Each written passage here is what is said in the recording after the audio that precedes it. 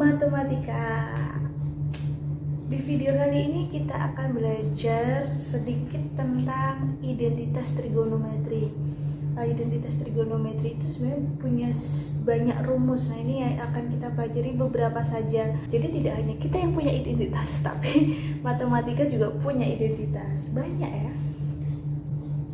Yang pertama itu rumus kebalikan. Jadi di rumus kebalikan ini kita ada rumus yang namanya misalkan nih, sin alfa. Sin itu kebalikannya dengan kosekan ya. Kosekan, atau biasanya ditulisnya ada yang nulisnya CSC, ada yang nulisnya juga kosek, sama aja. Nah, ini juga berarti kosek itu sama aja 1/sin gitu. Kalau cos itu sekan, kebalikannya.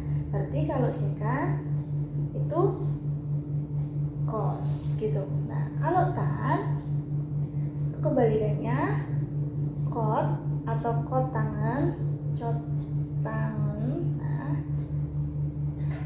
berarti kalau cot 1/tan. Nah, tan ini juga bisa berumus apa? Sin per cos. Tan itu bisa dirumusin sin per cos. Berarti kalau cot itu kebalikannya kan? Cot itu berarti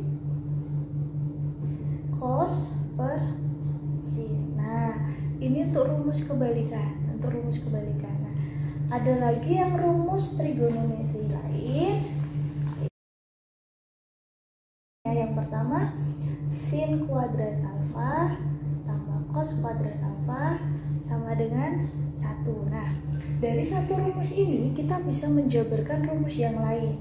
Ya, rumus pertama. Dari rumus ini kita bisa menjabarkan bahwa sin kuadrat itu 1 min cos kuadrat alfa, atau cos kuadrat alfa itu 1 min sin kuadrat alfa. Jadi satu rumus ini bisa kita jabarkan menjadi 2 rumus ya. Kemudian yang kedua, 1 plus cot kuadrat alfa itu kosek kuadrat alfa. Nah, ini juga bisa kita jabarkan. Berarti 1 sama dengan kosek kuadrat alfa min cot kuadrat alfa, atau cot kuadrat alfa itu kosek kuadrat alfa min 1. Jadi kalau kalian ngehafalin satu-satu ini, kalian bisa otak-atik sendiri. Untuk menemukan 2 rumus yang lain. Nah, terus yang terakhir itu tan kuadrat alfa plus 1 sama dengan sekan kuadrat alfa. Nah, ini juga sama, kita bisa jabarin menjadi apa? Tan kuadrat alfa sekan kuadrat alfa min 1. Nah, atau 1 sama dengan sekan kuadrat alfa min tan kuadrat alfa. Nah, dari 1, 2, 3 kalian bisa menemukan banyak rumus. Untuk sementara itu dulu yang akan saya berikan rumusnya. Nah, kita coba masuk dalam penyederhanaan. Misalkan ya,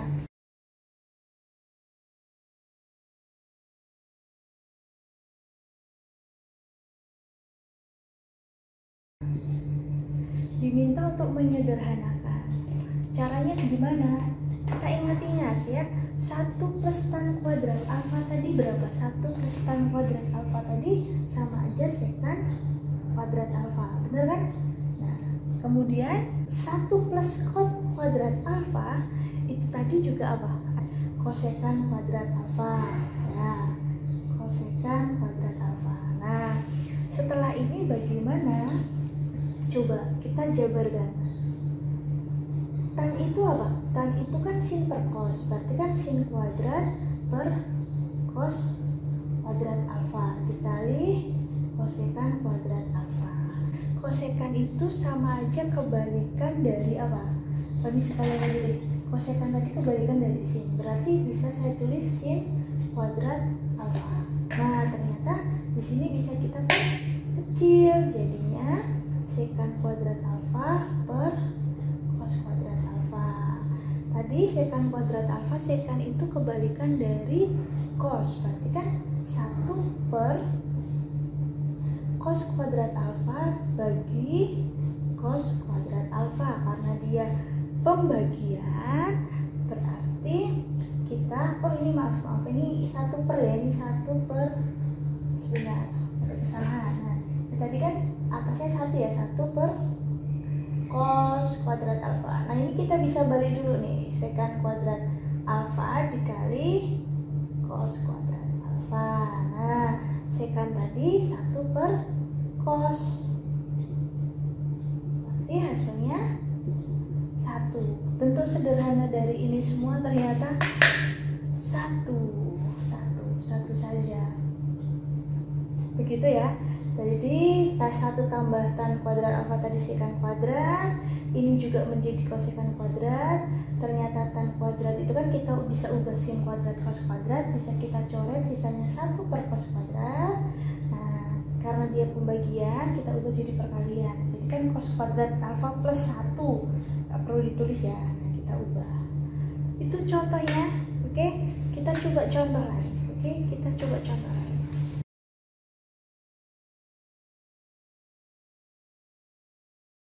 Nah, kalau seperti ini gimana? Coba. Yang bagian atas kita jabarin dulu. Nah, karena dia bentuknya persamaan, bentuknya kuadrat, 4 itu kuadrat dari 2, berarti kita bisa ubah menjadi 1 cos kuadrat alfa, 1 plus cos kuadrat alfa. Ya. Sama seperti yang A kuadrat min B kuadrat, A plus B, A min B, atau kebalikannya.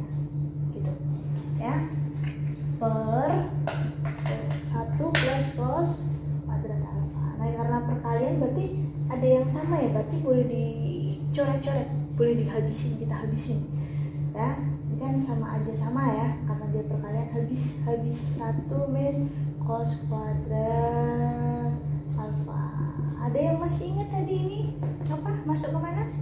Sin kuadrat alfa. Nah jadi untuk bentuk seperti ini kita bisa menyederhanakan dengan ini, seperti itu. Jadi kalian selain harus menghafalkan rumus, harus banyak-banyak cara menghafalkan rumus. Bagaimana sih? Latihan banyak-banyak soal, nanti secara otomatis kita akan hafal rumusnya. Nah harus coba-coba juga. Aduh, kan cos kuadrat itu bisa diubah menjadi sepersekan, kok pakainya ini. Nah kalian harus ada inisiatif untuk membuktikannya gitu. Oke, misalkan terakhir, contoh terakhir ya untuk penyederhanaan.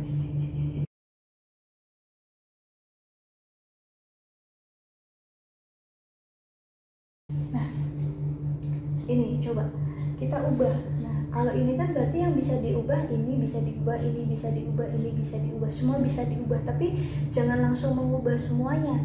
Kita kira-kira nih, oh ini kan bisa diubah menjadi cos, ini juga bisa diubah yang ada hubungannya dengan cos, berarti cukup ini dulu aja yang kita ganti ya. Nah ini berubah jadi apa? Sin per cos, yang ini cos per sin. Nah, cos kuadrat gitu. Ini jangan diubah untuk ke ya apa, 1 min sin kuadrat alfa, nanti malah semakin jauh. Jadi kita menemukan titik temunya antara mereka. Nah ini berarti kan bisa kita apa, samakan penyebutnya ya, menjadi apa, cos alfa sin alfa, disamakan penyebutnya, kita kalikan silang menjadi sin kuadrat alfa ditambah cos kuadrat alfa kali cos kuadrat alfa. Nah ingat, sin kuadrat alfa tambah cos kuadrat alfa itu berapa? 1, berarti 1 per cos alfa sin alfa dikali cos kuadrat alfa. Nah ini masih bisa kan dicoret, berarti ini yang atas sisa cos saja, berarti sisanya cos alfa sin, berarti menjadi pintar. Selesai. Jadi ini semua ternyata bisa disederhanakan menjadi kod alfa saja. Begitu?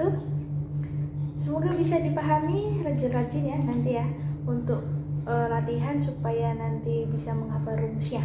Oke, selain ini sebenarnya masih banyak yang bentuk penjumlahannya, bentuk pengurangannya, tapi saya lebih fokusnya untuk ini dulu untuk hari ini. Oke, untuk hari ini, untuk video ini. Kita ke pembuktian. Mungkin hanya 1-2 contoh saja ya.